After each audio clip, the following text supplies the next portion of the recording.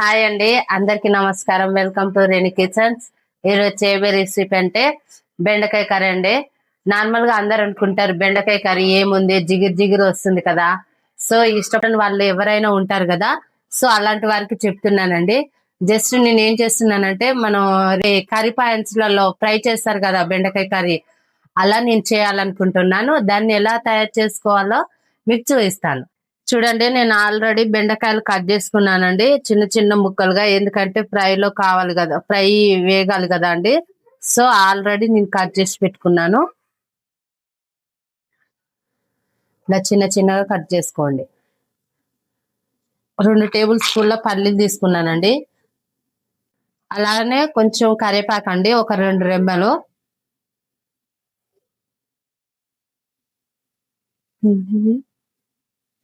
ఇగో onions, పచ్చిమిరపకాయలు.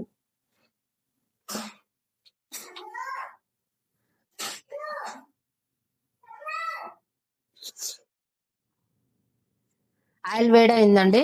ఇందులోనే మనం పల్లీలు వేసుకొని వేపుకుందాం.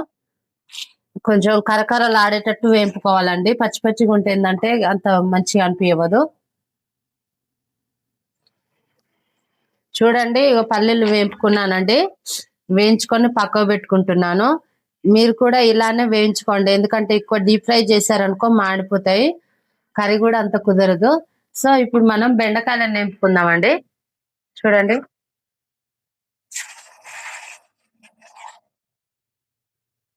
చూడండి ఇగో బెండకాయలు ఫ్రై చేస్తాను. ఇంకొక 50% ఉడికెడితే వేగినట్టే అండి. సో దీన్ని మనం తర్వాతకి తాలింపు వేసుకుందాం. చూడండి, బెండకాయలు కూడా ఫ్రై చేసుకున్నానండి. మనం దీన్ని తాలింపు వేసుకొని ఎలా ప్రిపేర్ చేసుకోవాలో చూపిస్తాను. కరివేపాకును కూడా ఫ్రై చేసుకున్నామండి, నూనెలో వేపుకుందాం.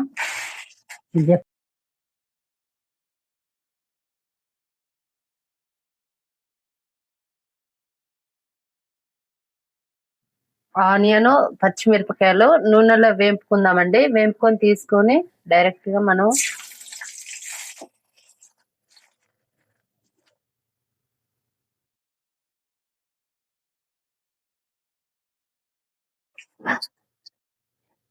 ఈ నూనెలో డీప్ ఫ్రై చేసుకుందామండి. చేసుకొని అన్ని పక్కకు పెట్టుకొని మనం కొంచెం కారం అవి ఇవి కలుపుకుంటే సెట్ అయిపోయినట్టే అండి. ఇగో ఆనియన్, పచ్చిమిర్చి కూడా వేగాయండి. మనం పక్కకు తీసుకొని పెట్టుకుందాం.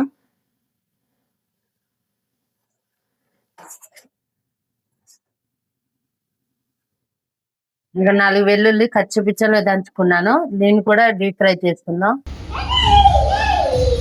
ఇంతే అండి బెండకాయ వేపుడు. ఇలా ఒకసారి చేసుకుంటే చాలా ఇష్టంగా తినొచ్చు. సో ఎప్పుడు చేసుకున్నా ఇలానే బెండకాయ వేపుడు చేసుకోండి. చాలా అంటే చాలా బాగుంటుంది. థ్యాంక్ యూ అండి. Thank you for watching.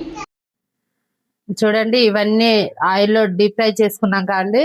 So ఇవన్నీ మిక్స్ చేసుకొని దీంట్లో కొంచెం సాల్ట్, కొంచెం కారం, కొంచెం పసుపు వేసుకొని కలిపి పెట్టుకుంటే బెండకాయ వేపుడు రెడీ అయిపోయినట్టే అండి.